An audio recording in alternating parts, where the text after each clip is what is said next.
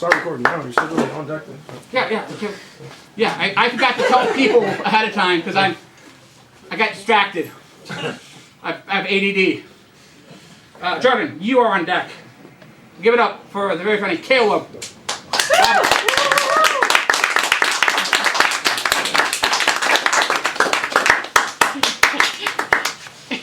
Hello, New York! I like yelling that in every venue I'm at. That was a lie. This is the first time I've yelled that in 2 years.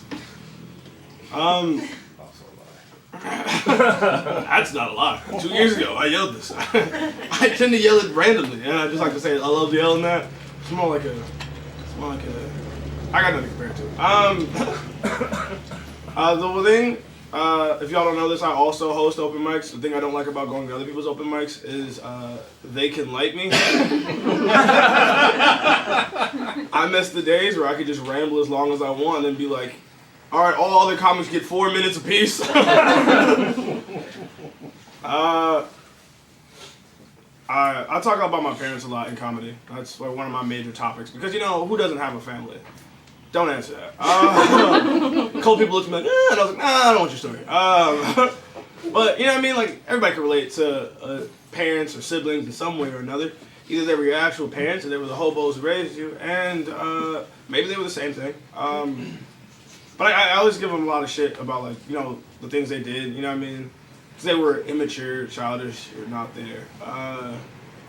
But honestly, I think my parents did a great job of raising me. My parents made sure that I was smart, upstanding, confident young man. And I grew up to be this guy who's pretty cool. But I do feel bad for them sometimes because they made sure I had all the tools and knowledge I needed to succeed in life. And fuck, I became a comedian. And they're really supportive, but they're supportive in the way that, like, your art teacher's supportive of your stick figures. They're really expressive. I love what you did with them. Maybe try adding a little bit of color, you know? My parents added enough color, don't worry.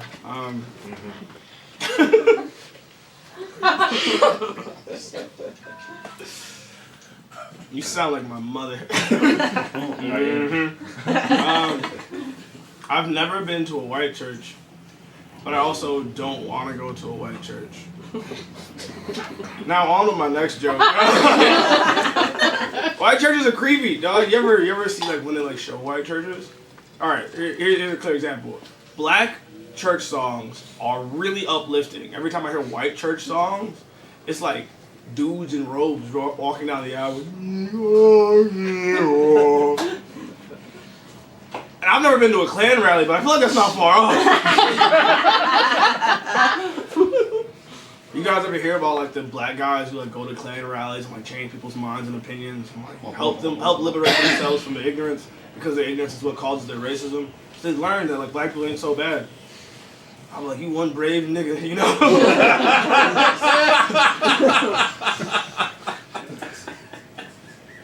I can never do it.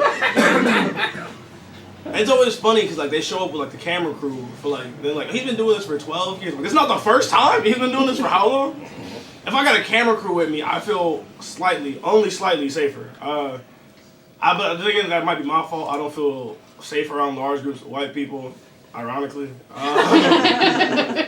I also don't feel safe around large groups of black people or Hispanic people or Asian people. I feel like if there's too much of one color, I don't know why I'm there, you know? Right? Like, I'm a creative, right? And so when I order crayons, if I open the box and it's all purple, I'm a little worried. I got a story. I got a story real quick. One of the scariest moments in my life. Has anybody ever seen a movie? No. No? Well, you should culture yourself. So there was this day I'm sitting at home. I had just moved into my dorm. I've been living there for like a month. I don't really have any friends in the town except for my roommates, and we're barely friends. We're just talking in the same way you talk to the dude who's pissing next to you in the stall. And, well, you know, my bad. He's talking to me in the stall, you got a problem. He's knocking on the stall wall like, yo, buddy, how you doing? I'll shake your hand. But So one night I'm sitting in my room, and then to my surprise, my roommate must have gotten a dog. I hear like this like yelps through the door.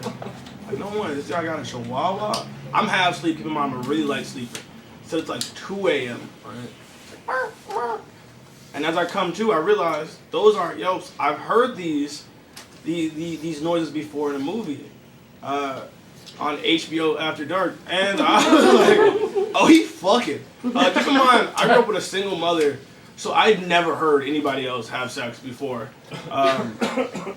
And my mom stayed single, dog. Good for me. I didn't want any horrifying. I walked in on mommy and daddy doing sideways hugs. No, I didn't want that. So I did what any other dude would do in that scenario, who's never heard anybody have sex before.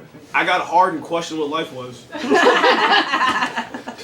But at the time I was 18. I had a car, so I go, you know what, fuck it, I'm just gonna leave.